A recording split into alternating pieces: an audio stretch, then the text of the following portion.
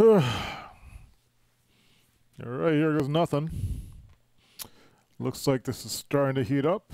It's quite late. It's kind of dark in here, but maybe it's alright. So I should be live any moment now. Although I may not be able to hear anything. Yeah, I need to go into internal speakers. It looks like we're live now. I don't hear anything. I may not be able to hear anything. That's not good. Why don't I hear anything? I need to go into internal speakers. It looks like we're live now. I don't hear anything. I may not be able to hear anything. Terrible. That's not good. What is wrong with this mic? Why don't I hear anything? I need to go into internal speakers. Alright, so this is working fine live now. I don't hear anything. It's repeating on it. It seems to be looking back. So hey, what's up? This is Dave. This is What's Up Dave, my twice-a-week stream where I catch up with my friends on the internet. And so lately I've been doing these just status report blog posts twice a week. This is the Monday one. It's quite late. It's already midnight, and so it's actually Tuesday now here in New Hampshire.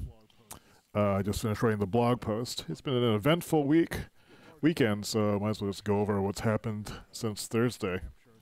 So let me just go and flip to the blog post itself, and we can have a look at what I'm writing about. Let me preview this. So this was the week where I was wearing this hat all week out, and it was the first time that I had just purposely worn the hat outside all the time. I'm not wearing it now because it's in the car. I was concerned that people would think I was being pretentious or look strange, but overall the people who've mentioned it, at least my friends, have said it looks good, and they weren't. I don't think they were lying about it. And so you can see this is a picture I took in the mall, which I was wearing in the mall, where people could see me. And I don't know. It makes it look like I have more hair, I suppose. Yeah, that's, when I'm wearing the hat, then you don't, you see what the hair is showing. You don't see all the stuff at top. So maybe it's a thing. Maybe it'll work out for me. We'll see. But some of the things I've been was talking about was I went on a trip to Target, which is a local supermarket if you're not from the United States and don't have one of those. And I was looking specifically for a few things. One of them was it's kind of a snack from Doritos called chili. What are they called? Doritos Crunch Nuts. It's these things. And they're peanuts that are coated with some sort of Doritos hard shell. And I just want to see what these taste like. And then I wasn't able to find that. The other two things I was going to get were, there's apparently something called eyebrow gel. So it's like gel, like your hair for your hair, but it's for your eyebrows. And apparently you can use that to figure out what shape your eyebrows are, and then you can shape them so they don't look bushy. I don't really have very prominent eyebrows anyway, so they kind of fade out to the side. But a friend of mine was telling me about this, and I was going, I should see what this stuff is like. Couldn't find it. The makeup / hygiene department at Target, it's really confusing. Or maybe this is one of those things that there's only one thing of it someplace, and you just don't know. You have to know exactly where you look. Anyway, it was highly annoying.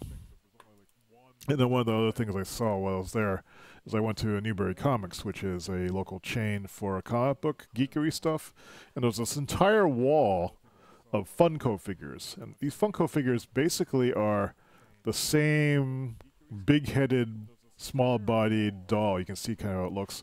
And they have different hair, different painting, and they take all these pop culture characters and they make versions of it using this basic mold. And I have never seen so many of them in one place before. It's taking an entire wall of this store.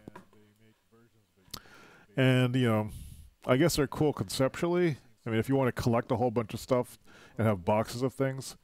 But I just don't like the design of these. I mean, I have a few of them that I like, but I don't really dig them. I did see one cool thing though, which was this NASA T-shirt. It has this retro NASA graphic on it, and I need to go pick this up. There's me in the hat.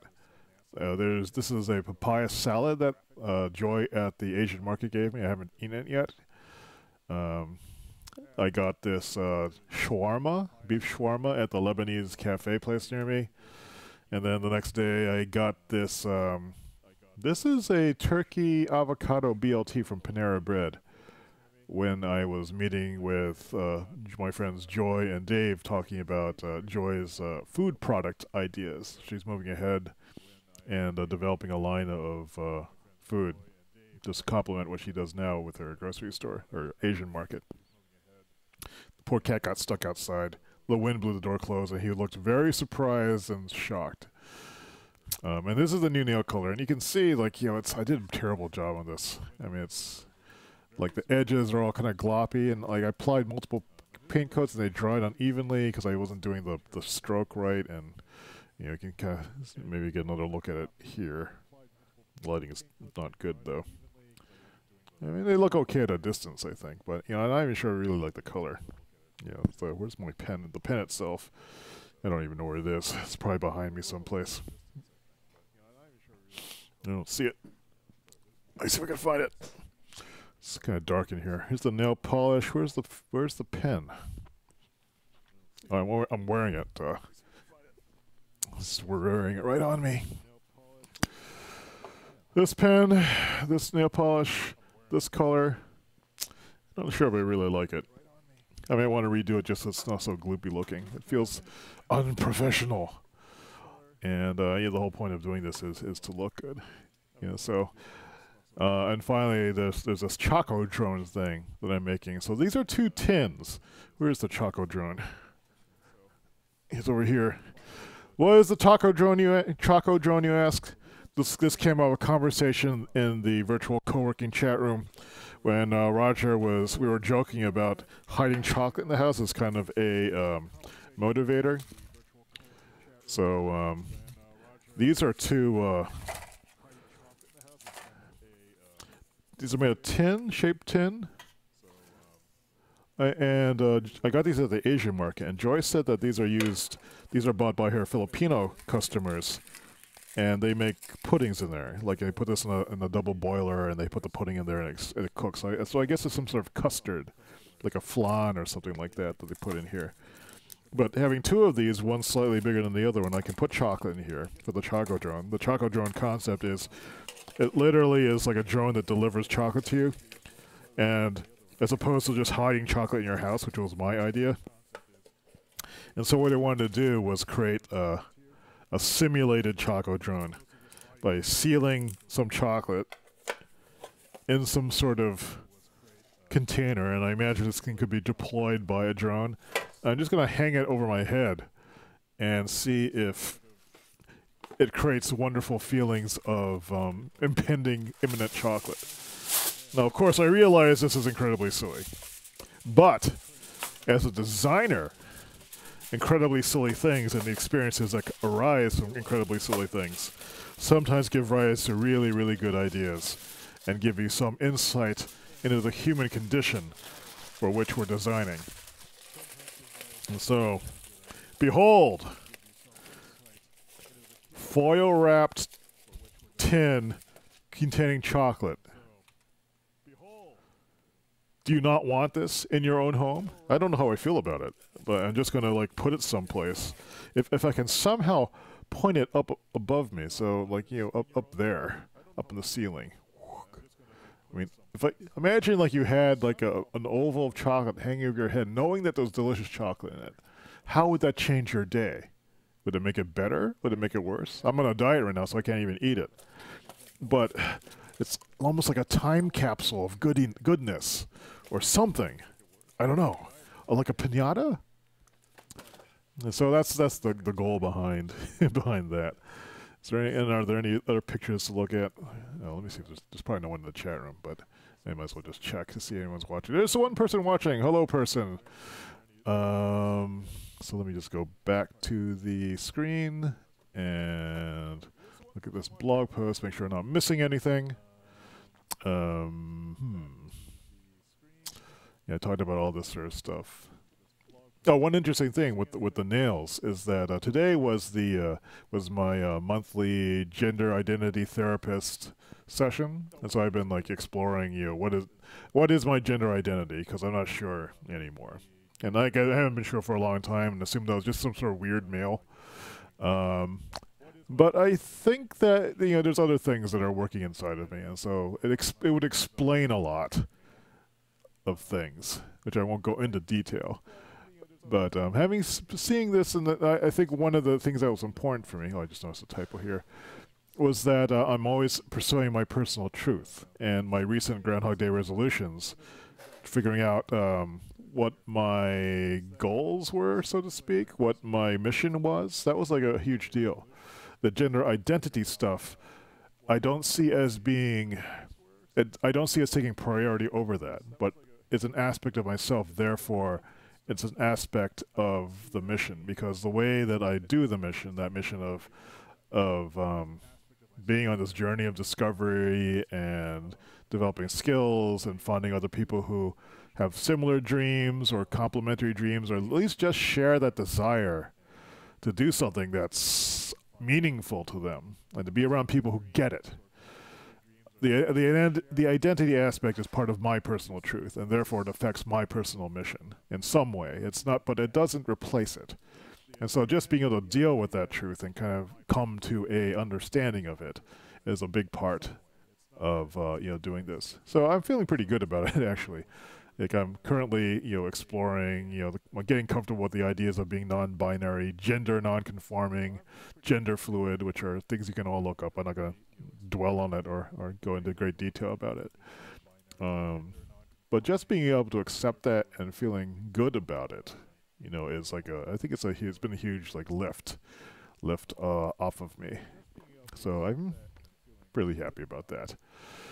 Is there anything else to talk about? That's pretty much it. I didn't want to make this too long because it was such a long day. It's 11 minutes in, so this was maybe kind of a boring one. I didn't even have the Doritos Crunch Nuts. Oh! There's one bonus piece of content.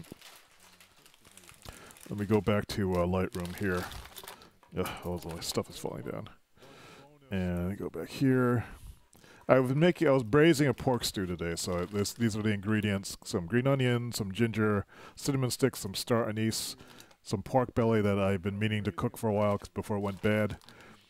And this is what it looks like now. This is not in the blog post, but I've added these things to it. I don't know if you can see this really clearly, but this is like a knot made out of bean curd, and it looks like this.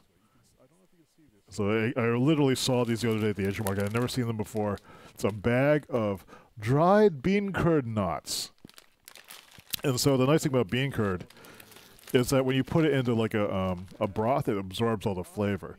So this particular braised pork belly, it's basically like a soy sauce kind of pork stew.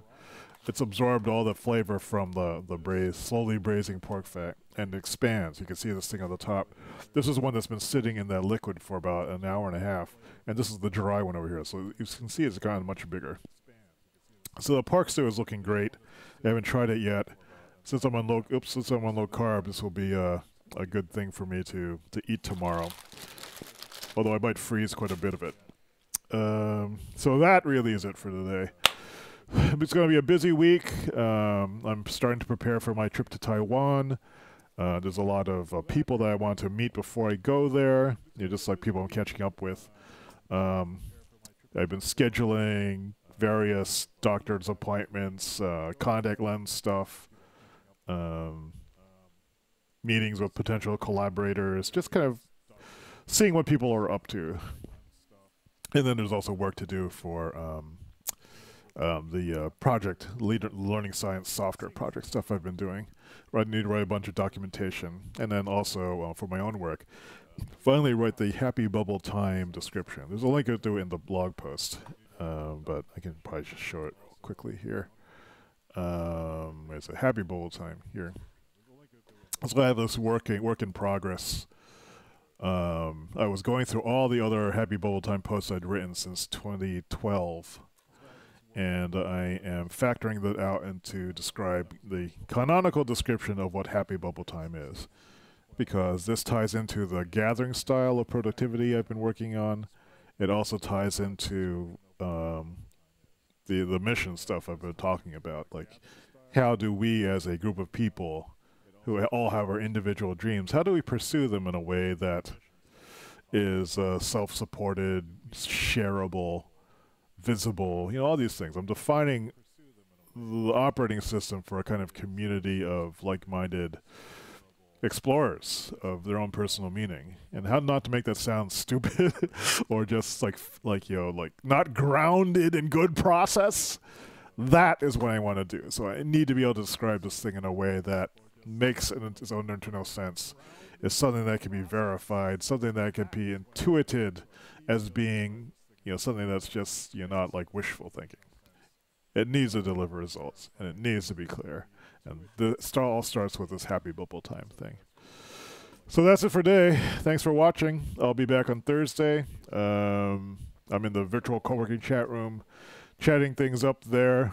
Things are going well, I think.